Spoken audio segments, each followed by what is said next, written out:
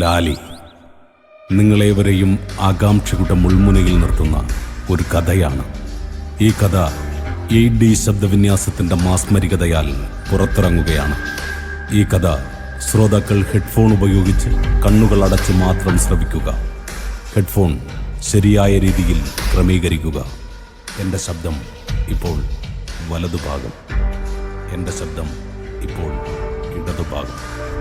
ചരിത്രത്തിൻ്റെ താളുകളിൽ ഇത്തരമൊരു സൃഷ്ടി ആദ്യമാണെന്നുള്ളതും അതും മലയാളത്തിലാണെന്നുള്ളതും അഭിമാനാർഹം. ഇതിൻ്റെ വിജയം നിങ്ങൾ ഓരോരുത്തരുടെയും കരങ്ങളിൽ മാത്രമാണെന്നുള്ളത് ഓർമ്മപ്പെടുത്തിക്കൊണ്ട് സ്നേഹപൂർവം.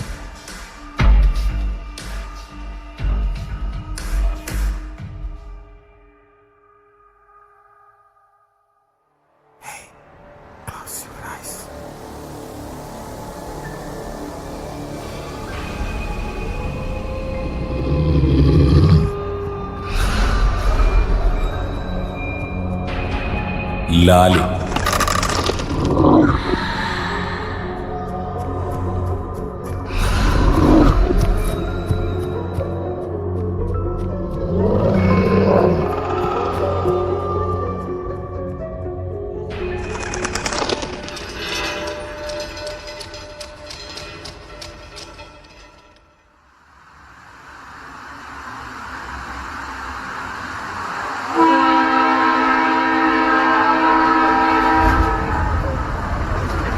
ട്രെയിൻ നീലേശ്വരം സ്റ്റേഷൻ അടുക്കാറായി. അധിക നേരത്തെ യാത്രാമുഷിച്ചിലിന്റെ പിടിയിൽ നിന്നും ചിന്തകളെ ബലമായി പിടിച്ചുമാറ്റി ഇരിപ്പിടത്തിൽ നിന്നും ബാഗുമായി വാതിലിനരികിലേക്ക് ചെന്നു നിന്നു. തികച്ചും അന്യമായ നാട്, ആദ്യമായുള്ള സന്ദർശനം. ഒരു പെൺകുട്ടിയെ തേടിയാണ് എൻ്റെ യാത്രയുടെ വരവ്. ഒരിക്കലും നേരിൽ കാണാത്ത, ഒരിക്കൽ പോലും ശബ്ദം കേൾക്കാത്ത ഒരു പ്രിയപ്പെട്ട പെൺകുട്ടി, ലാലി.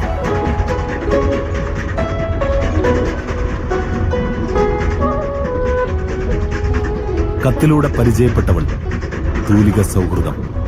കഴിഞ്ഞ 3 വർഷക്കാലമായി ഞങ്ങൾ കത്തിലൂടെ അന്യോന്യം ചിന്തകൾ പങ്കിടുന്നു.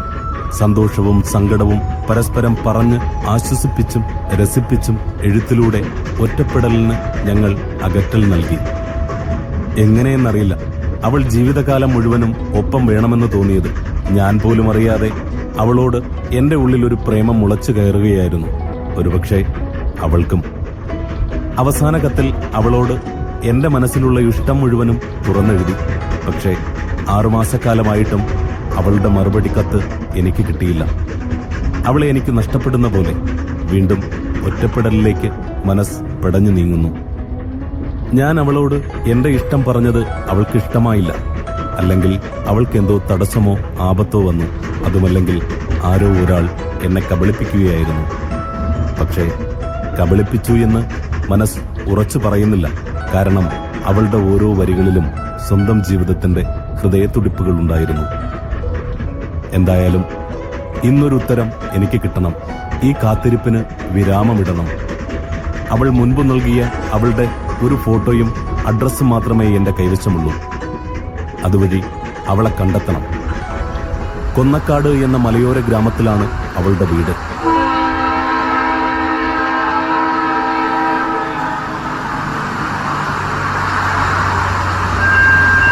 ട്രെയിൻ നീലേശ്വരം സ്റ്റേഷനിലേക്ക് കയറുന്നു. ഉച്ചത്തിലുള്ള മണിയടി ശബ്ദം കേൾക്കാം. യാത്രക്കാർ ഇറങ്ങാനുള്ള കോലാഹലത്തിലാണ്. പ്ലാറ്റ്ഫോമിലിറങ്ങി സ്റ്റേഷന്റെ മുൻവശത്തേക്ക് നടന്നു. മറ്റു റെയിൽവേ സ്റ്റേഷനുകളിൽ കാണുന്ന പോലെ റിക്ഷകളൊന്നും തന്നെ മുൻവശത്തില്ലായിരുന്നു. റോഡിന്റെ മറുവശത്ത് ഒരു ബസ് സ്റ്റോപ്പ് കാണാം. റോഡ് മുറിച്ച് ഇരുവശവും നോക്കി കാലിന് വേഗത കൂട്ടി നടന്ന് ബസ് സ്റ്റോപ്പിലെത്തി. ബസ് കയറാൻ അധികം യാത്രക്കാരൊന്നുമില്ലായിരുന്നു. കയ്യിൽ സഞ്ചിക്കെട്ടുമായി ഒരു വൃദ്ധൻ അവിടെ ബസ് കയറാൻ നിൽപ്പുണ്ട്. അദ്ദേഹത്തിനോട് ഞാൻ കൊന്നക്കാട് പോകുന്ന ബസ് വിവരം തിരക്കി. എന്നെ രൂക്ഷമായി ഒന്ന് നോക്കിയിട്ട് വൃദ്ധൻ താടി ഉയർത്തി നേരെ നിന്നു. ഒരു നിമിഷത്തെ നിശബ്ദതയ്ക്കൊടുവിൽ അയാൾ മറുപടി നൽകി. കൊന്നക്കാട് പോകാൻ ഈ സമയം ബസ് ഉണ്ടാവില്ല. പരപ്പ ബസ് ഇപ്പോ വരും. പരപ്പ ഇറങ്ങിയിട്ട് നിങ്ങൾക്ക് അവിടെ നിന്നും കൊന്നക്കാട്ടിലേക്ക്. പരപ്പ ബസ് വന്നു. ഞങ്ങൾ അതിലേക്ക് കയറി. ബസ്സിലധികം ആളുണ്ടായിരുന്നില്ല. ഞാനിരുന്ന സീറ്റിന്റെ പിന്നിലായി ആ വൃദ്ധനും ഇരുന്നു. ബസ് മുൻപിലേക്ക് ചലിച്ചു. കണ്ടക്ടർ വന്നു, ടിക്കറ്റും നൽകി. കണ്ണ് രണ്ടും വെളിയിലേക്ക് പാകി നീലേശ്വരത്തെ മനസ്സിൽ പതിച്ചുകൊണ്ടിരുന്നു. ആദ്യമായി കാണുന്ന സ്ഥലം. റോഡിന്റെ വശങ്ങളിൽ സായാഹ്ന കച്ചവടങ്ങൾ പൊടിപൊടിക്കുന്നു. കടകളുടെ ചുവരുകളിൽ നരസിംഹം സിനിമയുടെ പോസ്റ്ററുകൾ നിറഞ്ഞിട്ടുണ്ട്. അല്ല, ഇവിടുത്തുകാരനല്ലെന്ന് മനസ്സിലായി. എവിടെയാ തന്റെ നാട്? എന്റെ പിന്നിലെ കമ്പിയിൽ തലയിട്ട് വൃദ്ധന്റെ ചോദ്യമെത്തി. തല ചരിച്ചു പിന്നിലേക്ക് നോക്കി അദ്ദേഹത്തിന് മറുപടി നൽകി. കൊല്ലം. കൊല്ലത്താണോ വീട്? എന്റെ അച്ഛന്റെ നാട് കൊല്ലത്ത് വർക്കലയിലാണ്.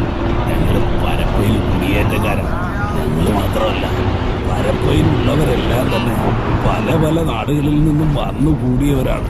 തന്റെ വർത്തമാനം കേട്ടപ്പോഴേ മനസ്സിലായി കാസർകോട്ടെ നീലേശ്വരത്തുകാരനല്ലെന്ന്.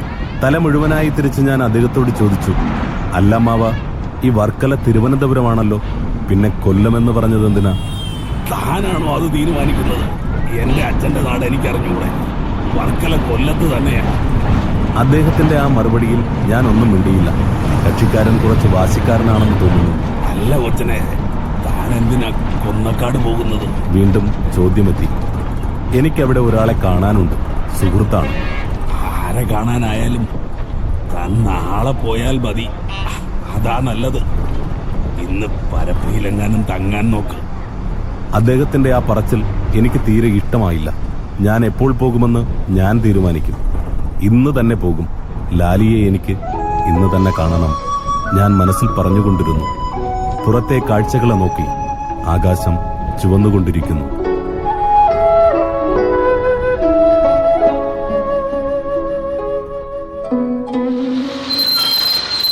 ബസ് പരപ്പയിലെത്തി. ബസ്സിൽ നിന്നും ഞാൻ മെല്ലെ ഇറങ്ങി എന്റെ ബാഗുമായി. നേരം നല്ല ഇരുട്ടി തുടങ്ങി. മുന്നിലേക്ക് നടന്നു നീങ്ങവേ ആ വൃദ്ധൻ വേഗത്തിൽ നടന്ന് എന്റെ അടുക്കിലെത്തി. അതേ കൊച്ചനെ, കൊന്നക്കാട്ടിലേക്ക് ഇന്ന് പോകാൻ നിൽക്കണ്ട. അത്ര ശരിയുള്ള സ്ഥലമല്ല അവിടെ. പല പല കഥകളാണ് പലരും പറയുന്നു. എന്റെ അമ്മാവ, എന്നെ വിട്ടേക്ക്. പറ്റിയാൽ നമുക്ക് കൊല്ലത്തെ വർക്കലയിൽ കാണാം. അദ്ദേഹത്തെ ഒഴിവാക്കി ഒരു ചെറുചിരിയുടെ മുൻപിലേക്ക് നടന്നു. പരപ്പയിൽ വലിയ ആളുമനക്കവും ഒന്നും തന്നെയില്ല. ഒരു തനി മലയോര ഗ്രാമക്കവല. മുന്നിൽ 100 അടി മാറി കാണുന്ന പീടികയുടെ നേർക്ക് ഒരു ജീപ്പ് കിടക്കുന്നത് വഴിവിളക്കിൽ ദൃശ്യമാകുന്നുണ്ട്. അവിടേക്ക് നടന്നു. ജീപ്പിന്റെ അടുക്കലെത്തി. അതിന്റെ ഡ്രൈവർ അതിനോട് ചാരി ഒരു ബീഡിപ്പുകയുമായി നിൽപ്പുണ്ട്. എന്റെ നോട്ടം കണ്ട് അയാൾ ചോദിച്ചു, എന്താ സാറേ, എവിടേക്ക് പോവാനാ? കൊന്നക്കാട്. എന്റെ മറുപടി കേട്ട് അയാൾ ബീഡി ചുണ്ടിൽ ആഞ്ഞു വലിച്ചിട്ട് താഴേക്കിട്ട് ചെരുപ്പ് കൊണ്ട് അതിൽ തിരുമി എന്നെ നോക്കാതെ മാറി നിന്നു. അതെ, എനിക്ക് കൊന്നക്കാടാണ് പോകേണ്ടത്. റേറ്റ് എത്രയായാലും പ്രശ്നമില്ല. അയാൾ മുഖം എന്റെ നേർക്ക് ചരിച്ചു. കുന്നക്കാട്. സാർ എത്ര രൂപ തരാമെന്ന് പറഞ്ഞാലും പോകാൻ കഴിയില്ല. സമയം ഇപ്പോൾ തന്നെ 7 മണി കഴിഞ്ഞു. നാളെ രാവിലെ ഞാൻ കൊണ്ടുവിടാം. അത് പറ്റില്ല. എനിക്ക് ഇന്ന് തന്നെ അവിടെ എത്തിച്ചേരണം. തുക എത്രയാണേലും നൽകാമെന്ന് പറഞ്ഞില്ലേ? സാറേ ഈ നാട്ടുകാരനല്ല എന്ന് മനസ്സിലായി. ഉള്ളത് പറയാലോ, പേടിയാണ്. ഞാനെന്നില്ല, ഒരാളും ഈ സമയം അവിടെ സാറിനെ കൊണ്ടുവിടാൻ പറ്റില്ല. പണമല്ലല്ലോ സാറേ, ജീവനല്ലേ വലുത്. വേറെ എവിടേക്ക് വേണേലും സാറ് കാശൊന്നും തന്നില്ലേലും ഞാൻ കൊണ്ടുവിടാം, ഇപ്പോ തന്നെ. ഞാൻ നിശബ്ദനായി മാറി നിന്നു. കൊന്നക്കാട് ഇത്ര പ്രശ്നമുള്ള സ്ഥലമാണോ? ഏയ്, എന്റെ ലാലിയുടെ നാടാണ്. ഞാൻ എന്തിനാ ഭയക്കുന്നത്? അല്ലെങ്കിലും ഈ പരപ്പക്കാരൊക്കെ തെറ്റിച്ച് വിശ്വസിച്ചു വെച്ചേക്കുന്നതിന്റെ തെളിവാണല്ലോ കൊല്ലത്തെ വർക്കല. ഞാൻ വീണ്ടും അയാളുടെ അടുക്കലേക്ക് നീങ്ങി. ചേട്ടാ, നിങ്ങൾ അവിടം വരെ പകൽ പോകുന്നതിന്റെ 4 ഇരട്ടി പണം ഞാൻ നൽകാം. എനിക്കിന്ന് തന്നെ അവിടെ എത്തിച്ചേരണം. എന്നിട്ട് തിരികെ നാളെ തന്നെ നാട്ടിലേക്ക് മടങ്ങണം. അയാൾ എന്റെ വാക്കുകൾക്ക് മറുപടി നൽകാതെ നിന്നു. എന്തൊക്കെയോ മനസ്സിൽ ചിന്തിക്കുന്ന പോലെ. ഒരുപക്ഷെ എനിക്ക് അനുകൂലമായ ഒരു മറുപടിയാകാം അത്. ഒരു കാര്യം ചെയ്യാം സാറേ, കുന്നക്കാട് അടുക്കുമ്പോൾ അവിടെ ഫ്യൂറിഡാൻ വളവ് എന്നൊരു റോഡ് വളവുണ്ട്. അവസാന വഴിവിളക്ക് അവിടെയാണ്. അവിടം വരെ ഞാൻ കൊണ്ടാക്കാം. അതിനുശേഷം സാറ് നടന്നു നീങ്ങണം. അങ്ങനെയെങ്കിൽ കയറി. ഞാൻ ആഗ്രഹിച്ച മറുപടി. എന്റെ ഉള്ളിൽ സന്തോഷത്തിന്റെ തിരകൾ അലതള്ളി. ജീപ്പിലേക്ക് വേഗം കയറി ഞാൻ. ജീപ്പ് അയാൾ സ്റ്റാർട്ട് ചെയ്ത് മുൻപോട്ടെടുത്തു. അല്ല സാറേ, ഈ രാത്രി തന്നെ അവിടേക്ക് പോകണമെന്ന് എന്താ ഇത്ര നിർബന്ധം? എന്തെങ്കിലും അത്യാവശ്യമുണ്ടോ? അതെ, വളരെ അത്യാവശ്യമായ ഒരു കാര്യത്തിന് വേണ്ടിയാണ് പോകുന്നത്. ബുദ്ധിമുട്ടിച്ചതിൽ ക്ഷമിക്കണം കേട്ടോ. ഞാൻ എൻ്റെ ബാഗ് തുറന്ന് അവളുടെ അഡ്രസ്സ് എഴുതിയ പേപ്പർ എടുത്തു. അകത്തെ ലൈറ്റ് ഒന്നിടുമോ, എന്നിട്ട് ഈ അഡ്രസ്സ് നിൽക്കുന്ന സ്ഥലം ഒന്ന് പറഞ്ഞു തരാമോ? കൊന്നക്കാട്. അയാൾ ലൈറ്റ് ഇട്ടു. മങ്ങിയ വെളിച്ചത്തിൽ അത് വായിച്ചു. സാറേ, ഇത് അടുത്ത് തന്നെയാണ്. ഫ്യൂരിഡാൻ വളവ് കഴിഞ്ഞ് കുറച്ച് നടക്കാനുള്ള ദൂരമേ ഉള്ളൂ. പക്ഷേ ഈ അഡ്രസ്സിലൊക്കെ ഇപ്പോൾ അവിടെ ആളുണ്ടാകുമോ എന്ന് സംശയമാണ്. കാരണം അവിടെ ആകെ കുറച്ച് വീടുകളേ ഉള്ളൂ. ഉണ്ടായിരുന്നവരൊക്കെ ചത്തുപോയി. ബാക്കിയുള്ളവരൊക്കെ വർഷങ്ങൾക്ക് മുമ്പ് തന്നെ നാടുവിട്ടു. വളരെ നിഗൂഢതയാണ് അവിടെ. പരപ്പക്കവലയിൽ അടയ്ക്കാക്കച്ചവടത്തിന് വരുന്ന ഒരു വയസ്സൻ അവിടെ താമസിക്കുന്നുണ്ട് എന്നറിയാം. അയാൾ അകത്തെ ലൈറ്റ് ഓഫ് ചെയ്തു. ജീപ്പിന്റെ മുൻവശത്തെ ലൈറ്റിൽ നിറഞ്ഞു നിൽക്കുന്ന മഞ്ഞു കാണാം. നല്ല കുലുക്കമുണ്ട് പോക്കിന്. കയറ്റം കയറുകയാണ്. അല്ല, ഈ കൊന്നക്കാടിനെ എന്താ ആളുകൾ ഇത്രമേൽ ഭയക്കുന്നത്? എന്താണ് രാത്രി പോകില്ല എന്ന് പറഞ്ഞത്? കുന്നക്കാടിനെ എല്ലാവർക്കും ഭയമാണ് സാറേ. ഈ കുന്നക്കാടിന് മറ്റൊരു പേര് കൂടിയുണ്ട്, ആത്മാക്കളുടെ താഴ്വര. ഇതൊരു പ്രേതഭൂമിയാണ് സാറേ. ആത്മാക്കൾ രാത്രികളുടെ ഇരുട്ടിൽ അവിടെ അലഞ്ഞു തിരിയുമെന്നാണ്. പരപ്പയും കുന്നക്കാടുമൊക്കെ പഴയ കുടിയേറ്റ കുടുംബങ്ങളാണ്. കുന്നക്കാടിപ്പോൾ അധികം സഞ്ചാരികളുമില്ല. മുമ്പൊക്കെ അച്ചമ്പാറ വെള്ളച്ചാട്ടം കാണാൻ പുറത്തുനിന്നും ആളുകൾ നിരവധി എത്തുമായിരുന്നു. എന്നാൽ ഇപ്പോൾ വരുന്നതൊക്കെ മനസ്സിന് വൈകല്യവും ജീവിതം എടുത്ത് മരിക്കാനുമൊക്കെയാണ്. ഞാൻ നേരത്തെ പറഞ്ഞ ഫ്യൂരിഡാൻ വളവിലെ കൊക്കയിൽ നിരവധി പേരാണ് ആത്മഹത്യ ചെയ്തിട്ടുള്ളത്. അവരുടെയൊക്കെ ആത്മാവ് ഇപ്പോഴും അവിടെ ഉണ്ടെന്നാണ് വിശ്വാസം. വിശ്വാസം മാത്രമല്ല, നേരിൽ കണ്ട പലതുമുണ്ട്. രാത്രികാലങ്ങളിൽ അവിടേക്ക് പോയവർ ആരും അങ്ങനെ തിരിച്ചു വന്നിട്ടില്ല എന്നുള്ളതാണ്. അതാണ് ഞാൻ സാറിനോട് പോകേണ്ട എന്ന് പറഞ്ഞത്. അയാളുടെ ബഡായി കഥകളൊക്കെ കേട്ട് മഞ്ഞിൽ ലയിച്ച് യാത്ര മുൻപോട്ട് തുറന്നു. മനസ്സ് നിറയെ ലാലി മാത്രമായിരുന്നു. ഈ കഥകൾക്കൊന്നും അവളോടുള്ള എന്റെ പ്രണയ തീവ്രതയിൽ പേടി എന്നൊരു വികാരം കടന്നു വരുവാൻ അനുവാദം നൽകിയില്ല. ഞാൻ ഇന്നങ്ങനെ എന്റെ ലാലിയെ ആദ്യമായി നേരിൽ കാണാൻ പോകുന്നു. അതിനി വളരെ കുറച്ച് സമയങ്ങൾ മാത്രം.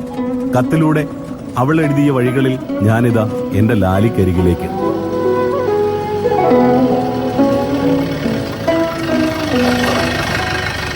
ജീപ്പ് നിന്നു. മുന്നിലേക്ക് വിരൽ ചൂണ്ടിയിട്ട് അയാൾ തുടർന്നു. സാറേ, ദോ അതാ കാണുന്നതാണ് അവസാന വഴിവിളക്ക്. ഇവിടെ ഇറങ്ങി ആ വഴിവിളക്ക് മുറിച്ചു കടന്ന് ഇരുട്ടിലേക്ക് കയറുന്നതാണ് ഫ്യൂരിഡാൻ വളവ്. വളവ് കഴിഞ്ഞ് മുമ്പിലേക്ക് പോകുമ്പോൾ ഇടതുവശത്തൊരു മണൽപാത കയറ്റം കാണാം. അതിലേക്ക് കയറി നേരെ നടക്കണം. അപ്പോൾ ഒരു വലിയ കാവ്. കാവെന്ന് പറഞ്ഞാൽ പഴയ കാടിൻ്റെ കുറച്ച് ബാക്കി വന്ന ഭാഗം. അവിടെ തന്നെ ഒരു വലിയ കരിങ്കൽപ്പാറ ഉണ്ടാകും. അതും കഴിഞ്ഞ് നേരെ നടന്നു പോകുമ്പോൾ പാതയുടെ ഇടതുവശം ചേർന്ന് ഇടിഞ്ഞു പൊളിയാറായ ഒരു പഴയ കിണർ കാണാം. ആ കിണർ ചേർന്ന് നിൽക്കുന്നതാണ് ഞാൻ നേരത്തെ പറഞ്ഞ അടയ്ക്ക വിൽക്കുന്ന മൂപ്പിലാൻ്റെ വീട്. അദ്ദേഹത്തോട് ചോദിച്ചാൽ സാറിന് ഈ അഡ്രസ്സ് പറഞ്ഞു തരും. അതിൻ്റെ അയൽവക്കത്തെവിടെയോ ആണ് അഡ്രസ്സ് പറഞ്ഞ വീട്. ഞാൻ ജീപ്പിൽ നിന്നും ഇറങ്ങി മുന്നിലൂടെ കറങ്ങി അയാളുടെ അരികത്ത് വന്നു. പോക്കറ്റിൽ നിന്നും ക്യാഷ് എടുത്ത് നൽകി. വളരെ ഉപകാരമുണ്ട് സാറേ. പോകണമെന്ന് വാശിയാണോ? തിരിച്ച് ഞാൻ ഇപ്പോൾ തന്നെ സാറിനെ കൊണ്ടുവിടാം പരപ്പയിൽ. അല്ലെങ്കിൽ എൻ്റെ വീട്ടിൽ തങ്ങിയിട്ട് നാളെ ഇവിടേക്ക് കൊണ്ടുവിടാം. അതൊന്നും വേണ്ട, വളരെ നന്ദിയുണ്ട്. മുൻപിലേക്ക് നടന്നിട്ട് വീണ്ടും തിരികെ അയാളുടെ അടുക്കൽ വന്നു. അതെ, പരപ്പ മുതൽ എന്നെ സാറേ എന്ന് വിളിക്കുമല്ലേ? ഇരുട്ടിലൂടെ അല്ലേ പോകേണ്ടത്? ഒരു ടോർച്ചുണ്ടെങ്കിൽ തരാമോ വെളിച്ചത്തിന്? നാളെ രാവിലെ പരപ്പയിലെത്തുമ്പോൾ തിരികെ നൽകാം. അയാൾ ജീപ്പിൽ നിന്നും ടോർച്ചെടുത്ത് എനിക്ക് നൽകി. വീണ്ടും വളരെ നന്ദി. ഞാൻ മുൻപിലേക്ക് നടന്നു. അതെ സാറേ, പാൻ്റൊക്കെ ഇട്ട് നല്ല ചേലായി നമ്മുടെ നാട്ടിലേക്ക് വന്നതല്ലേ, അതുകൊണ്ടാ സാറേ എന്ന് വിളിക്കുന്നത്. തിരിഞ്ഞു നിന്ന് അയാളെ നോക്കി ചിരിച്ചു പറഞ്ഞു, കൊന്നക്കാട് പോകുന്നത് മനോരോഗമുള്ളത് കൊണ്ടല്ല കേട്ടോ. നാളെ കാണാം നമുക്ക്. അയാൾ എനിക്കൊരു ചെറിയ ചിരി മറുപടി നൽകി. അയാളുടെ ചിരിയുടെ അറ്റത്ത് അത്ര സന്തോഷം അല്ലാത്ത രൂക്ഷമായൊരു നോട്ടമുണ്ടായിരുന്നു. ഞാൻ വഴിവിളക്കിന്റെ അടുക്കലെത്തി. പ്രകാശവലയത്തിനപ്പുറത്തെ കൊടൂരമായ ഇരുട്ട് കാണാം. ഒന്നും നമ്മളിൽ മനസ്സിലാക്കിക്കാത്ത ആഴമേറിയ കരിമ്പടം. കാലുറച്ച് മുന്നിലേക്ക് നീങ്ങി. വഴിവിളക്കിന്റെ പ്രകാശ ശ്വസനം അവസാനിക്കുന്നു. ഇരുട്ടിന്റെ ഒന്നാം പാതയിലേക്ക് കയ്യിലെ ടോർച്ച് വെളിച്ചം അടിച്ചു കാലടി വെച്ചു. മഞ്ഞിൽ മുത്തമിട്ട് അരണ്ട ശോഭയിൽ എന്റെ ടോർച്ച് വെളിച്ചം മുൻപിലേക്ക് നീങ്ങിക്കൊണ്ടിരുന്നു. ഇടയ്ക്കിടയ്ക്ക് റോഡിന്റെ ഇരുവശങ്ങളിലേക്കും വെളിച്ചം പകർത്തു നൽകി. കറുത്ത തുണിയിട്ട് മൂടി ഒളിച്ചപൂലയുണ്ട് ആകാശം. റോഡിന്റെ ഇടതുവശത്ത് വലിയ താഴ്ചയാണ്. അപ്പോൾ ഇതാണ് ഫ്യൂരിഡാൻ വളവ്. ഞാൻ മെല്ലെ കാലിന്റെ ദിശ മാറ്റി റോഡിന്റെ മധ്യഭാഗത്തുകൂടി നടന്നു. റോഡിന്റെ താഴ്ചയിൽ നിന്നും നേരിയ നിലവിളി ശബ്ദം എന്റെ കാതുകളിൽ പതിക്കുന്നുണ്ട്. ദൂരത്തിന്റെ ദൈർഘ്യം കാരണമാകാം അത് നേരിയതായി എനിക്ക് അനുഭവപ്പെടുന്നത്. അത് ഒന്നോ രണ്ടോ പേരുടെയല്ല, അനേകം പേരുടെ കൂട്ട നിലവിളിയാണ് കേൾക്കുന്നത്. കുറച്ചുകൂടി മുൻപിലേക്ക് നടന്നപ്പോൾ ആ ശബ്ദം കാതുകളിൽ നിലച്ചു. എന്റെ പിന്നിൽ നിന്നും ആരോ നടന്നു വരുന്നത് പോലെ. ഞാൻ നിന്നു. വെളിച്ചം പിന്നിലേക്ക് കറക്കി. പിന്നിൽ ആരുമില്ല. വീണ്ടും വെളിച്ചം കറക്കി മുന്നിലേക്ക് വന്നു. വേഗത്തിൽ നടന്നു. നീട്ടിയടിച്ച വെളിച്ചത്തിൽ മഞ്ഞിന്റെ വെളുപ്പിലൂടെ ഇടതുവശത്ത് കയറ്റമുള്ള മണൽപാത കാണാം. വേഗത ഒന്നുകൂടി കൂട്ടി മണൽപാതയിലേക്ക് കടന്നു. കാലിന് നല്ല വേദന തോന്നി തുടങ്ങി. നല്ല കയറ്റമാണ്. മണൽപാതയോട് ചേർന്ന് നിറയെ പുല്ലുകളാണ്. വീടുകളോ ഒരു തരി വെളിച്ചമോ എവിടെയും കാണാനില്ല. ചീവീടുകളുടെ ശബ്ദം മുറിച്ചു കടന്ന് കാലൻ കോഴിയുടെ കൂവൽ എന്റെ കാതുകളിൽ പതിക്കുന്നുണ്ട്. മുന്നിൽ ഞാൻ നേരിടാൻ പോകുന്നത് എന്താണെന്ന് ഒരു പിടിയുമില്ല. എന്റെ ലാലി, നിന്നെ ഒന്ന് കാണാൻ ഞാൻ പെടുന്ന പാട് നീ അറിയുന്നുണ്ടോ?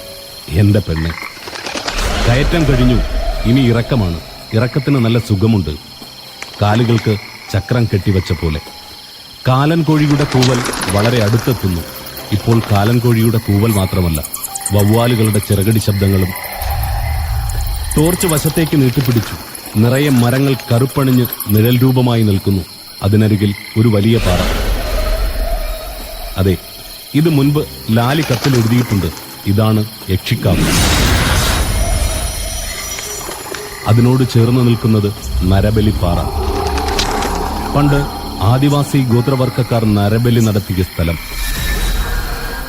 ഉള്ളിൽ ഭയം കടന്നുകയറി. വേട്ടപ്പട്ടികളുടെ ഓരിയിടൽ കേൾക്കാം. നെഞ്ചിടിപ്പ് കൂടി തുടങ്ങി. വെച്ചകാൽ മുൻപോട്ട് തന്നെ. മുൻപിലേക്ക് നടന്നു. ആ നടത്തത്തിലാണ് കാവിനുള്ളിലെ കരിയിലകളുടെ ശബ്ദം കാതുകളിൽ പതിഞ്ഞത്. എന്തോ കാവിനുള്ളിലൂടെ വേഗത്തിലോടുന്നു. എന്താകുമത്? ആ ശബ്ദം എന്നോട് അടുത്തുകൊണ്ടിരിക്കുന്നു. എന്റെ നടത്തയുടെ വേഗം കുറഞ്ഞു. ടോർച്ച് വെളിച്ചത്തിൽ കാണാം തിളങ്ങുന്ന കണ്ണുകൾ. എന്റെ അരികിലേക്ക് ഓടി വരുന്നു. അവയുടെ രൂപം എനിക്ക് കാണാം. വേട്ടപ്പട്ടികളാണ്. 3 വേട്ടപ്പട്ടികൾ. അവർ എന്റെ മുൻപിൽ 20 അടിയോളം ദൂരത്തിൽ വന്നു നിന്നു. അവരുടെ അമർച്ചരോഷം എനിക്ക് നന്നായി കേൾക്കാം. കൂർത്ത പല്ലുകളിൽ നിന്നും രക്തത്തുള്ളികൾ ഇറ്റിറ്റു വീഴുന്നു. എന്നെ കടിച്ചു കീറാനായി തുനിഞ്ഞാണ് അവരുടെ നിൽപ്പ്. കാലുകൾ കുതിക്കാനായി തയ്യാറായിട്ടാണ്. എന്റെ നെഞ്ചിടിപ്പിന്റെ അതിർവരമ്പുകൾ പലകുറി മുറിഞ്ഞു കടന്നു. എന്ത് ചെയ്യണമെന്നറിയില്ല. പിന്നിലേക്ക് ഓടാൻ കഴിയില്ല. കയറ്റമാണ്. തിരിയുന്ന സമയത്ത് അവർ എന്റെ മേലെ ചാടി വീഴും. താഴെ കല്ലുകിടപ്പുണ്ടാകും. കുനിയുന്നത് അപകടമാണ്. വെളിച്ചം കയ്യിലെ വിറയൽ കാരണം നൃത്തം ചവിട്ടുകയാണ്. എന്റെ ആയുസ് ഒടുങ്ങുമ്പോൾ അവർ കുരയ്ക്കാൻ തുടങ്ങി. ചോര നിറഞ്ഞ വായ മുഴുവനായും തുറന്ന് ഉറക്ക കുരയ്ക്കുകയാണ്. ചെന്നായിയുടെ അത്രയും വലിപ്പമുണ്ട് അവരുടെ ശരീരം. അവർ കുരയ്ക്കുന്നത് ശ്രദ്ധിച്ചപ്പോഴാണ് ഒരു കാര്യം മനസ്സിലായത്. അവർ എന്റെ നേരെയല്ല കുരയ്ക്കുന്നത്, എന്റെ പിന്നിലേക്ക് നോക്കിയാണ്. എന്താകാം എന്റെ പിന്നിൽ? ആരാണ് എന്റെ പിന്നിൽ നിൽക്കുന്നത്? തിരിഞ്ഞു നോക്കാൻ കഴിയാത്ത അവസ്ഥയിൽ വേട്ടപ്പട്ടികൾ 3 കുരച്ചുകൊണ്ട് തിരിഞ്ഞ് വേഗത്തിൽ കാട്ടിലേക്ക് തന്നെ ഓടി. അവർ എന്തോ കണ്ട് ഭയപ്പെട്ട പോലെ. അങ്ങനെ ഭയക്കാനുള്ളത് എന്താകും എന്റെ പിന്നിൽ? ഞാൻ മെല്ലെ മെല്ലെ വെളിച്ചം ഇടതുവശത്തൂടെ കറക്കി പിന്നിലേക്ക് കൊണ്ടുവന്നു. പിന്നിൽ ഞാൻ ഇറങ്ങി വന്ന ഇറക്കമല്ലാതെ മറ്റൊന്നും തന്നെയില്ല. ഞാൻ വേഗതയുടെ അവസാന ഗിയർ കാലിൽ നൽകി മുൻപിലേക്ക് നടന്നു. യക്ഷിക്കാവ് താണ്ടിക്കഴിഞ്ഞു. ഇനി പേടിക്കാൻ ഒന്നുമില്ല. ആ ചിന്തയിൽ വെച്ചാണ് ടോർച്ച് വെളിച്ചം നിന്നത്. ഇരുട്ടിന്റെ നടുവലയത്തിൽ അകപ്പെട്ട് എങ്ങോട്ട് നടക്കണമെന്ന് നിശ്ചയമില്ലാതെ ടോർച്ച് കയ്യിലിട്ടടിച്ചു. ഭാഗ്യം, വെളിച്ചം വന്നു.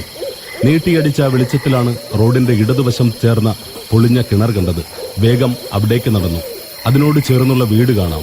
വീടിന്റെ തിണ്ണമേൽ ഒരു മണ്ണെണ്ണ വിളക്ക് കത്തി നിൽപ്പുണ്ട്. മുറ്റത്തേക്ക് കടന്നു ചെന്നു. ഒരു പഴകിയ ഓടിട്ട ഒറ്റമുറി വീട്. നല്ല വീതിയുള്ള ഉമ്മറത്തിണ്ണയാണ്. ഉമ്മറത്തിണ്ണയുടെ മേലേക്കൂടി ചാക്ക് വലിച്ചു കെട്ടിയിട്ടുണ്ട്, മഴവെള്ളം വീഴാതിരിക്കാൻ. തിണ്ണയിലിരുന്ന് മുറുക്കാനിടിക്കുന്ന മൂപ്പിലാനെ കണ്ടു. അദ്ദേഹത്തിന്റെ അടുക്കലേക്ക് ചെന്നു. അതെ ചേട്ടാ, ഈ ലാലിയുടെ വീടേതാ? അയാൾ ഞാൻ ചോദിച്ചതിന് ചെവി കൊടുക്കാതെ മുറുക്കാനിടിക്കുകയാണ്. എന്നെ കണ്ട മട്ടുപോലും അയാൾക്കില്ല. ഒരു ലുങ്കിയും ചാക്ക് കീറി തുന്നിയ പോലെയുള്ള ഷർട്ടുമാണ് ആളുടെ വേഷം. നേരിയ നരവീണ താടിയുടെ ഇടയിൽ ഒരു വലിയ മുറിവേറ്റ പാട് കാണാം. ബാഗിൽ നിന്നും ഞാൻ ലാലിയുടെ ഫോട്ടോ എടുത്ത് അയാളുടെ മുഖത്തോട് അടുപ്പിച്ച് ചോദിച്ചു, ചേട്ടാ, ഈ കുട്ടിയുടെ വീടറിയാമോ? ഇവിടെ അടുത്തുള്ളതല്ലേ? അയാൾ ഫോട്ടോയിലേക്ക് തന്നെ സൂക്ഷ്മമായി നോക്കി എന്റെ കയ്യിൽ നിന്നും ഫോട്ടോ വാങ്ങി പുരികം ചുളിച്ച് ഫോട്ടോയിൽ നോക്കി പറഞ്ഞു, അല്ല, ഇത് ലാലിയല്ലേ? തനിക്ക് എവിടുന്ന് കിട്ടി ഈ ഫോട്ടോ? ഹൗ, സമാധാനമായി. എന്റെ മനസ്സിലൊരു സന്തോഷം വിടർന്നു. അതെ, ലാലിയാണ്. ഞാൻ ലാലിയുടെ സുഹൃത്താണ്.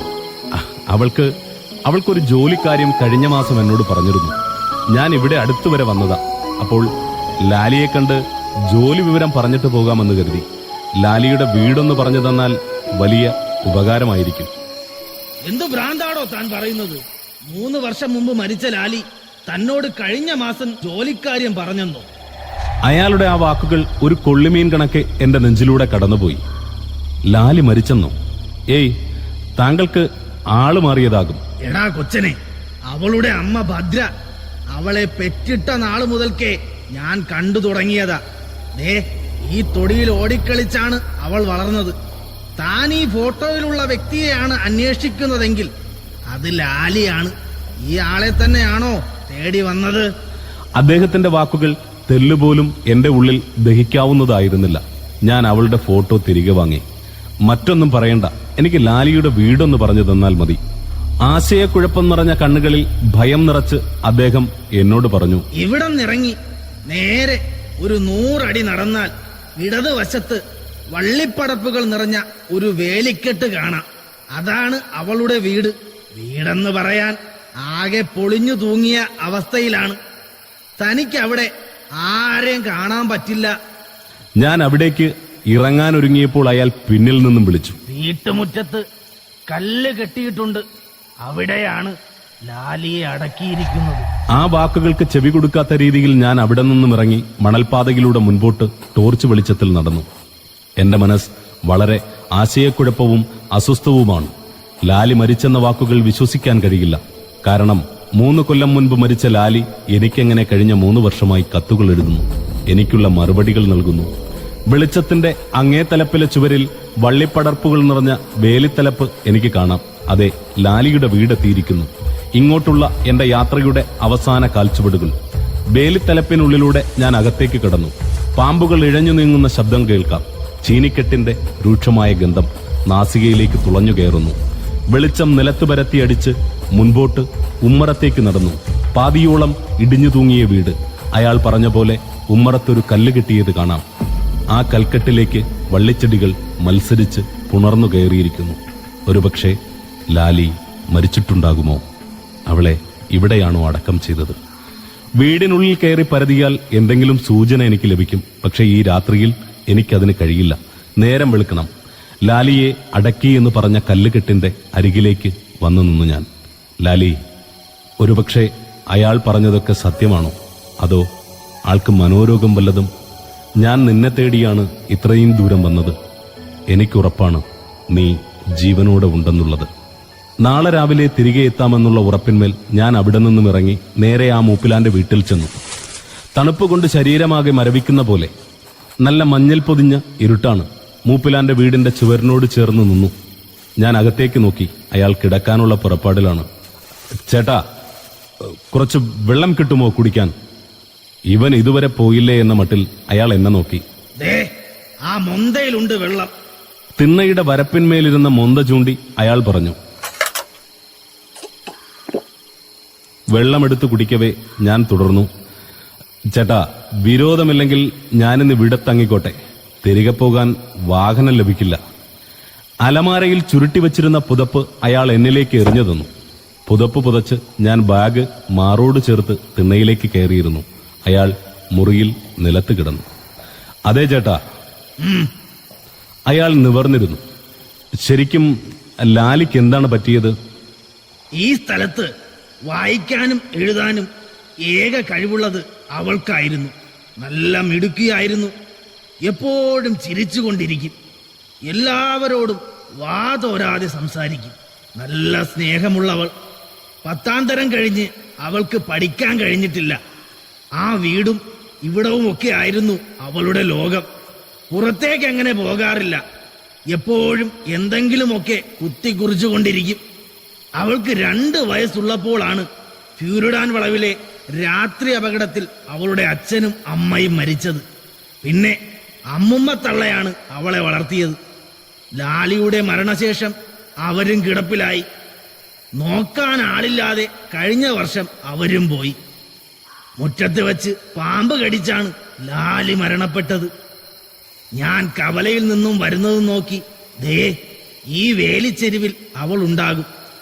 സായാഹ്നങ്ങളിൽ ഞാൻ കൊണ്ടുവരുന്ന ചാന്തും കൺമഷിയും വാങ്ങാൻ ആ ഒരു മുഖമാണ് അവളെക്കുറിച്ച് ഓർക്കുമ്പോൾ എന്റെ മനസ്സിൽ വരിക. എന്റെ കുട്ടി, എന്തു മനോഹരമായ ചിരിയായിരുന്നു അവളുടെ. എല്ലാ വർഷവും ഏകാദശിക്ക് അവൾ അമ്മുമ്മയുമായി മൂകാംബിക പോകാറുണ്ടായിരുന്നു. അവൾ ഈ പരിസരം വിട്ടു പോകുന്ന ഏക സ്ഥലം.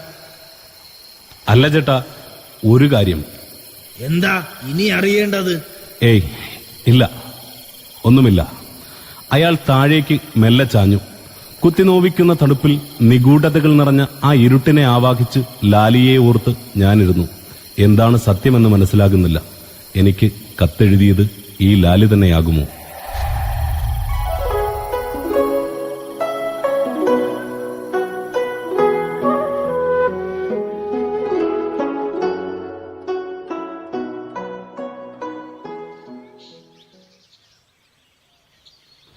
എപ്പോഴോ വീണ നിദ്രയിൽ നിന്നും കണ്ണു തുറന്നു.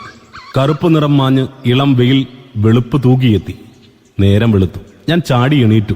അകത്തേക്ക് നോക്കി. അയാൾ നല്ല മുറക്കമാണ്.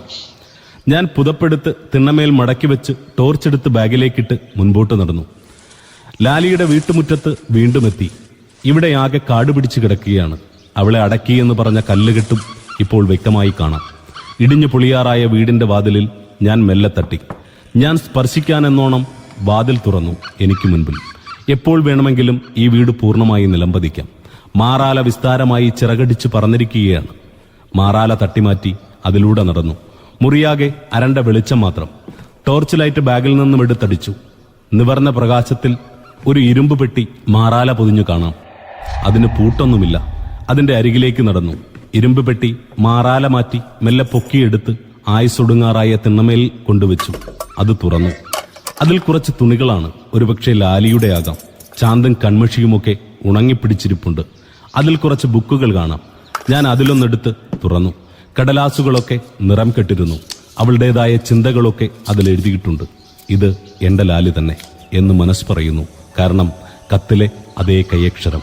മാത്രമല്ല വാക്കുകൾ ഒക്കെ തന്നെ അവൾ കത്തിൽ എഴുതുന്ന അതേ ശൈലി. ആ നോട്ടത്തിലാണ് കണ്ണൊരു ഡയറിയിൽ തങ്ങിയത്. തുണിമാറ്റി ഡയറി കയ്യിലെടുത്തു. നല്ല പരിചയം തോന്നിക്കുന്ന ഡയറി. ഞാൻ അത് മെല്ലെ തുറന്നു. ഇതെന്റെ ഡയറിയാണ്. 3 വർഷങ്ങൾക്ക് മുൻപ് മൂകാംബിക ക്ഷേത്രത്തിൽ വച്ച് എന്റെ കയ്യിൽ നിന്നും നഷ്ടപ്പെട്ടത്. അതെ, അത് തന്നെ. അന്നൊരു ഏകാദശി ദിവസമായിരുന്നു. ആ ദിവസം ലാലി അവിടെ എത്തിച്ചേരുമെന്നല്ലേ ആ മൂപ്പിലാൻ പറഞ്ഞത്. എന്റെ കയ്യിൽ നിന്നും നഷ്ടപ്പെട്ടത് ലാലിക്കാണ് അപ്പോൾ കിട്ടിയത്. ഇതെന്റെ സ്വകാര്യ ഡയറി ഒന്നും അല്ലാത്തോണ്ട് ഇതിനെക്കുറിച്ച് ഞാൻ പിന്നെ ഓർത്തതില്ല. എന്റെ ചില ചിന്തകൾ വരികളായി ഇതിൽ എഴുതിയിടാറുണ്ട്. പേജുകൾ മുൻപിലേക്ക് മറിച്ചു.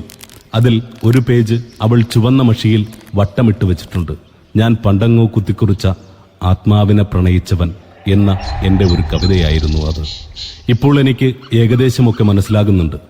ലാലിക്ക് എന്നെ എങ്ങനെയാണ് പരിചയമെന്ന് മനസ്സിലായി.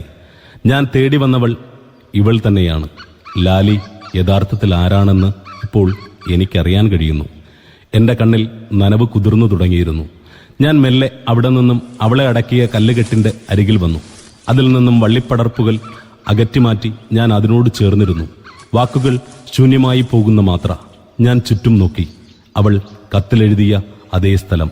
ചെമ്പകപ്പൂവിന്റെ സുഗന്ധം നാസികയിലൂടെ കടന്നു പോകുന്നുണ്ട്. ഞാൻ ആ കല്ലുകെട്ടിൽ എന്റെ കൈകൾ വെച്ച് മുഖം ചേർത്ത് മെല്ലെ പറഞ്ഞു, ലാലി, ഞാൻ നിന്നെ തേടി ഇതാ നിന്റെ അരികിൽ വന്നു. പക്ഷേ ഇതൊക്കെ സത്യമാണോ മിഥ്യയാണോ എന്നെനിക്കറിയാൻ കഴിയില്ല. എന്റെ മനസ്സ് പറയുന്നു അത് നീ തന്നെയാണ്. എന്റെ ലാലി, നീ ആരാണെനിക്ക്? ഞാൻ ഉറക്കത്തിൽ നിന്നും ഉണരും മുൻപേ ഞാനറിയാതെ പെയ്തൊഴിഞ്ഞ മഴയാണ് നീ. നിന്നെ ഞാൻ കണ്ടിട്ടില്ല, നിന്നെ ഞാൻ സ്പർശിച്ചിട്ടില്ല, നിന്റെ ശബ്ദം പോലും ഞാൻ അറിഞ്ഞില്ല. എങ്കിലും നിന്നിലെ നനവും തണുപ്പും എന്നെയാകെ പുണർന്നു പിടിക്കുന്നു. വളരെ വേദനയോടെ ഞാൻ അവിടെ നിന്നും എണീറ്റു. അവളുടെ പെട്ടിയിൽ നിന്നും തുണിയും ബുക്കുകളും ചാന്തും കൺമഷിക്കുപ്പിയും ഒക്കെ എൻ്റെ ബാഗിലേക്കാക്കി ഞാൻ അവിടെ നിന്നും നടന്നകന്നു. മൂപ്പിലാന്റെ വീട്ടിലേക്ക് വീണ്ടും എത്തി. ബാഗ് തിണ്ണയിലേക്ക് വെച്ച് അകത്തേക്ക് കയറി മൂപ്പിലാനെ വിളിച്ചു. അതെ ചേട്ടാ, ചേട്ടാ, ഞാൻ പോവുകയാണ്. ഒരു കാര്യം കൂടി അറിയാനുണ്ട്. അയാൾ ഉറക്കത്തിൽ നിന്നും ഞെട്ടി ഉണർന്ന് നേരെയിരുന്നു. വായിൽ നിന്നും ഒലിച്ചിറങ്ങിയ തുപ്പൽ മുണ്ടിന്റെ കോന്തായിലേക്ക് തേച്ച് വീണ്ടും കിടന്നു. ഞാൻ അയാളുടെ ചെവിയുടെ അടുക്കലേക്ക് കുനിഞ്ഞു വീണ്ടും ചോദിച്ചു, ചേട്ടാ, ഇവിടുത്തെ പോസ്റ്റ് ഓഫീസ് എവിടെയാണ്? അയാൾ എന്തോ പിറുപിറുക്കുന്നുണ്ട്. ഞാൻ ചെവി അയാളുടെ മുഖത്തേക്ക് അടുപ്പിച്ചു. വീരിടാൻ വളവിൽ ചെന്നാ ജീപ്പ് കിട്ടും. പോസ്റ്റ് ഓഫീസ് എന്ന് പറഞ്ഞാൽ കൊണ്ടാക്കും. ഞാൻ അവിടെ നിന്നും എണീറ്റു. വളരെ ഉപകാരം ചേട്ടാ, ഞാനെന്നാൽ ഇറങ്ങുകയാണ്. അയാൾ എന്തൊക്കെയോ പിറുപിറുത്തു കൊണ്ടിരുന്നു. പാതി ഉറക്കത്തിൽ ഫ്യൂരിഡാൻ വളവ് നടന്നെത്തി. എനിക്ക് ജീപ്പ് കിട്ടി. എന്റെ വിശ്വാസത്തെ കെട്ടുറപ്പിക്കേണ്ട ആവശ്യം എനിക്കുണ്ടായിരുന്നു. അതാണ് പോസ്റ്റ് ഓഫീസിലേക്കുള്ള ഈ യാത്ര. വണ്ടി പോസ്റ്റ് ഓഫീസ് വാതിലിലെത്തി. വണ്ടിക്കാരന് പണം നൽകി ഞാൻ അവിടെ ഇറങ്ങി. വളരെ പഴകിയ ഒരു തപാൽ ഓഫീസ്. ഞാൻ അതിനുള്ളിലേക്ക് കയറി. ഒന്നോ രണ്ടോ ജീവനക്കാർ അതിലുണ്ട്. നിറയെ പത്രക്കെട്ടുകളൊക്കെ അതിൽ നിറഞ്ഞു കിടക്കുന്നു. മാറാല പൊതിഞ്ഞ ഫാൻ മുകളിൽ എന്നെ സൂക്ഷ്മമായി നോക്കിയിരിപ്പുണ്ട്. എന്നെ കണ്ട ഉടനെ ഒരു ജീവനക്കാരൻ അടുത്തേക്ക് ചെല്ലാൻ കൈകൊണ്ട് ആംഗ്യം കാട്ടി. അദ്ദേഹമാകാം പോസ്റ്റ് മാസ്റ്റർ. ഞാൻ ബാഗിൽ നിന്നും അവളയച്ച കത്തെടുത്ത് അയാൾക്ക് നേരെ നീട്ടി. ഇത് ഇവിടെ നിന്നും അയച്ച കത്തല്ലേ? കത്തിൽ ഈ പോസ്റ്റ് ഓഫീസിലെ സീൽ കാണാം. അതെല്ലോ, ഇത് ഇവിടെ നിന്നും പോയ കത്താണ്. പക്ഷേ എന്താണ് സാർ പക്ഷേ? സീലൊക്കെ ഉള്ളത് ശരി തന്നെ. ഇങ്ങനെ ഒരു കത്ത് ഇവിടെ നിന്നും ഈ അഡ്രസ്സിലേക്ക് പോയതായി എൻ്റെ അറിവിലില്ല. ആകെ വല്ല ആണ്ടിലും ഒരു കത്ത് അങ്ങോട്ട് പോയാലുമായി ഇങ്ങോട്ട് വന്നാലുമായി. സാർ, മറ്റേത് എന്റെ അഡ്രസ്സാണ്. അതിൽ നിന്നും ഇവിടേക്കാണ് അയച്ചത്. അതിനുള്ള മറുപടി ഇവിടെ നിന്നുമാണ് അയക്കപ്പെട്ടതും. ക്ഷമിക്കണം, ഇങ്ങനെ ഒരു കത്ത് ഇവിടെ നിന്ന് പോയിട്ടുമില്ല. നിങ്ങളുടെ അഡ്രസ്സിൽ നിന്നും ഒരു കത്ത് ഇവിടെ വന്നിട്ടുമില്ല. മാത്രമല്ല, ഈ അയച്ചു എന്ന് പറയുന്ന അഡ്രസ്സ് എനിക്ക് നല്ല പരിചിതമാണ്. ഇത് വർഷങ്ങൾക്ക് മുൻപ് മരണപ്പെട്ട അങ്ങാടിയിൽ കട നടത്തിയ ലോവേശിന്റെ അഡ്രസ്സാണ്. അയാളുടെ മകളാണ് ഈ ലാലി. ഈ കുട്ടിയെ മരിച്ചിട്ട് കുറെ കൊല്ലമായല്ലോ. പിന്നെ എങ്ങനെയാണ് തനിക്ക് കത്തയക്കുന്നത്? അയാൾ കത്തെനിക്ക് തിരികെ നൽകി. സാറേ, നിങ്ങൾ ഒന്നുകൂടി ഓർത്തു നോക്കൂ. ഓർക്കാനൊന്നുമില്ല, താനൊന്ന് പോയി. മരിച്ചയാൾ കത്തെഴുതി പോയി. ഓരോരോ വട്ടന്മാരെ. അവിടെയുള്ള മറ്റു ജീവനക്കാർ പരിഹാസമെന്നോണം എന്നെ നോക്കി ചിരിക്കുന്നുണ്ടായിരുന്നു. ഞാൻ അവിടെ നിന്നും മെല്ലെ വെളിയിലേക്ക് ഇറങ്ങി.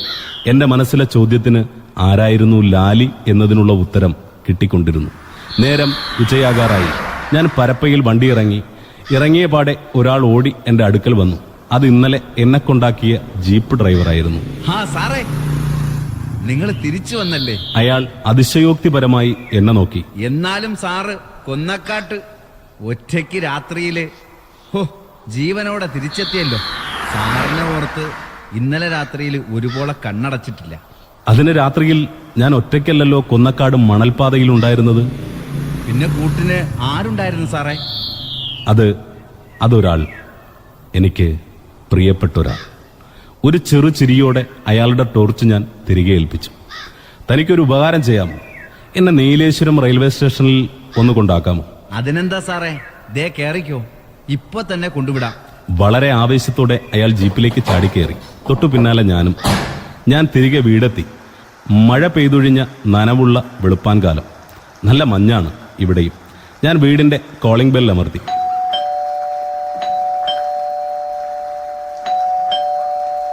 കുറെ നേരത്തെ നിർത്താതെയുള്ള ബെല്ലടിയുടെ ഒടുവിൽ അമ്മ വാതിൽ തുറന്നു. ഞാൻ അകത്തേക്ക് കയറി. നീ രാത്രി വല്ലതും കഴിച്ചോണ്ടാണോ കയറിയത്? ഏയ്, ഇനിയിപ്പം കുറച്ചു കഴിഞ്ഞാൽ നേരം വെളുക്കും. പ്രാതൽ കഴിക്കാം. പാതി ഉറക്കച്ചവയിൽ മുറിയിലേക്ക് നടന്ന അമ്മ വീണ്ടും തിരിഞ്ഞു നിന്നു. അതെ, ഇന്നലെ നിനക്കൊരു കത്ത് വന്നിട്ടുണ്ടായിരുന്നു. എനിക്കോ? എന്റെ ഉള്ളിൽ ആകാംക്ഷ നിറതല്ലി.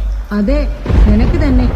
നിനക്കാരും പ്രേമലേഖനം എഴുതാനില്ലാത്തോണ്ട് ഞാനത് പൊട്ടിച്ചു. അല്ല, മകനുള്ള കത്ത് അമ്മയ്ക്കും വായിക്കാമല്ലോ. എടാ, അതിൽ വെറും ഒരു കടലാസ് പേപ്പർ മാത്രം, ഒന്നും എഴുതിയിട്ടുണ്ടായിരുന്നില്ല. പോസ്റ്റ് കവറിന്റെ മേലെ പെണ്ണിന്റെ പേര് കണ്ടപ്പോൾ വെറുതെ ഞാൻ ആവേശം കാണിച്ചു. നിന്നെ ആരോ പറ്റിക്കാൻ വേണ്ടി വെറും കടലാസ് അയച്ചതാടാ തൊട്ട. എന്നിട്ട് അതെവിടെ? അത് നിന്റെ മേശപ്പുറത്ത് വെച്ചിട്ടുണ്ട്. ഞാൻ വേഗം എന്റെ മുറിയിലേക്ക് നടന്നു. ബാഗ് കട്ടിലിലേക്കിട്ട് മേശപ്പുറത്തു നിന്നും കത്തെടുത്തു. ലാലിയുടെ കത്താണ്. ഞാൻ കവറിൽ നിന്നും കടലാസ് വെളിയിലേക്ക് എടുത്തു. ഇത് വെറും കടലാസല്ല, അതിൽ ലാലിയുടെ അക്ഷരങ്ങളാണ്. പിന്നെ എന്താണ് അമ്മ കാണാഞ്ഞത്? എന്റെ ചുണ്ടിൽ ചിരിവിടർത്തി ആകാംക്ഷയോടെ വരികളിൽ കണ്ണോടിച്ചു. ഇത് ഞാനാണ്, ലാലി. നിങ്ങൾ എന്നെ തേടി വന്നിരുന്നു അല്ലേ? ഒടുവിൽ നിങ്ങളുടെ സ്നേഹത്തിന്റെ ആഴം നിങ്ങൾ എന്നെ തെളിയിച്ചു. ശരിക്കും നിങ്ങൾ അവിടെ എത്തിയതല്ല, ഞാൻ എത്തിച്ചതാണ്. എനിക്ക് നിങ്ങളുടെ അവസാന കത്ത് കിട്ടിയിരുന്നു. അതിനുള്ള മറുപടി വാക്കുകളിലൂടെ ഞാൻ പറഞ്ഞാൽ നിങ്ങൾ വിശ്വസിക്കില്ല എന്നെനിക്ക് ഉറപ്പായിരുന്നു. ഞാൻ ആരായിരുന്നു, ഞാൻ എന്തായിരുന്നു എന്നെനിക്ക് നിങ്ങളെ ബോധ്യപ്പെടുത്തേണ്ടിയിരുന്നു. അതിനുള്ള കാത്തിരിപ്പായിരുന്നു കഴിഞ്ഞ 6 മാസമായുള്ള എൻ്റെ നിശബ്ദത. ഞാൻ നിങ്ങളുടെ കൂടെ തന്നെ ഉണ്ടായിരുന്നു. ഫ്യൂരിഡൻ വളവിലെ ആ ഇരുട്ടിലും വേട്ടപ്പട്ടികൾ നിങ്ങൾക്ക് നേരെ വന്ന ആ മാത്രകളിലുമെല്ലാം നിങ്ങളുടെ തൊട്ടരികത്ത് ഞാൻ ഉണ്ടായിരുന്നു. ഞാനൊരിക്കലും നിങ്ങളറിയാതെ പെയ്തൊഴിഞ്ഞ മഴയല്ല. നിങ്ങൾ അറിയുന്നില്ല ഞാൻ നിങ്ങളുടെ തൊട്ടരികത്ത് സദാസമയമുള്ളത്. ഇപ്പോൾ നിങ്ങൾക്ക് ഉത്തരം കിട്ടിക്കാണുമല്ലോ ഞാൻ ആരായിരുന്നു എന്ന്. കത്ത് വായിച്ചു കഴിഞ്ഞപ്പോൾ ജനൽപ്പാളിയുടെ ചിതലരിച്ചു പൊടിഞ്ഞ വിടവിൽ കൂടി ഒരു തണുത്ത കാറ്റ് എന്നിലേക്ക് വന്നുകൊണ്ടിരുന്നു. ഞാൻ മെല്ലെ എണീറ്റ് ജനൽപ്പാളി മലർക്കെ തുറന്നു. മുറ്റത്ത് മഴ ചാരി തുടങ്ങുന്നു. ജനൽ കമ്പിയിൽ കൈചുരുട്ടി പിടിച്ചു. വെളിയിലേക്ക് നോക്കി നിന്നു. പെയ്തു വീഴുന്ന ഓരോ മഴനൂലുകളിലും എനിക്ക് നിന്റെ സ്പർശനമറിയാൻ കഴിയുന്നുണ്ട്. ഇതൊന്നും സ്വപ്നമല്ല, ശാസ്ത്രം ഇല്ല എന്ന് സ്ഥാപിച്ചു പറയാത്ത ചില സത്യങ്ങൾ. ലാലി, നീയൊരു ആത്മാവാണെന്നുള്ള സത്യം ഞാൻ അറിയുന്നു. ഞാൻ മാത്രമായ നിമിഷങ്ങൾ, എൻ്റെ ഉള്ളിൽ തോന്നിയ ചിന്തകളെല്ലാം നീ അറിയുന്നു. ഈ കത്ത് ഇന്നലെയാണ് വന്നത്. ഇന്നലെ നടന്ന സംഭവങ്ങൾ എൻ്റെ ചിന്തകൾക്ക് മുൻപേ നിന്റെ മറുപടി മുന്നേറുന്നു. ഞാൻ ഓരോ തവണയും കത്തെഴുതുമ്പോൾ അതിനു മുൻപേ നിന്റെ മറുപടി എനിക്ക് വേണ്ടി നീ എഴുതി തീർക്കുന്നു എന്ന സത്യം. എനിക്ക് മാത്രം വായിക്കാൻ കഴിയുന്ന നിന്റെ അക്ഷരങ്ങൾ, അത് നിന്റെ മനസ്സാണ് ലാലി. എനിക്കറിയാം, ദേ ഈ നിമിഷം പോലും എൻ്റെ അരികത്ത് ശരീരമില്ലാത്ത, രൂപമില്ലാത്ത ഒരു മനസ്സുമായി നിൽപ്പുണ്ടെന്ന്. ചെമ്പകപ്പൂവിൻ്റെ മണം എൻ്റെ നാസികയെ വട്ടം കറക്കി നിൽക്കുന്നുണ്ട്. ഞാൻ ആ കടലാസെടുത്ത് അവൾക്കുള്ള മറുപടി കത്ത് എഴുതാൻ ആരംഭിച്ചു. എൻ്റെ പ്രിയപ്പെട്ട ലാലി, നീ ആരാണെന്ന് എനിക്ക് ഈ നിമിഷം മുതൽ അറിയാം. ഞാൻ എന്താണ് എഴുതാൻ പോകുന്നതെന്നും നിനക്കും അറിയാം. നിന്റെ കുറച്ച് വിലപ്പെട്ട വസ്തുക്കൾ നിന്റെ വീട്ടിൽ നിന്നും ഞാൻ കൊണ്ടുവന്നിട്ടുണ്ട്. അത് അവിടെ കിടന്ന് നശിക്കരുത്. മാത്രമല്ല, നീ എവിടെയാണോ ഉള്ളത് അവിടെയല്ലേ ഇതെല്ലാം ഉണ്ടാവേണ്ടത്. പിന്നെ എൻ്റെ തോളത്താരോ കൈവയ്ക്കുന്നത് എനിക്കറിയാൻ കഴിയുന്നുണ്ട്. ഞാൻ പിന്നിലേക്ക് തിരിഞ്ഞു നോക്കി. ഈ കഥയുടെ അവസാനം കേൾവിക്കാരന് ഏത് രീതിക്ക് വേണോ ചിന്തിക്കാം. പക്ഷേ ലാലി അയാളുടെ പ്രിയപ്പെട്ട ആത്മാവ് മാത്രമായി തുടരട്ടെ.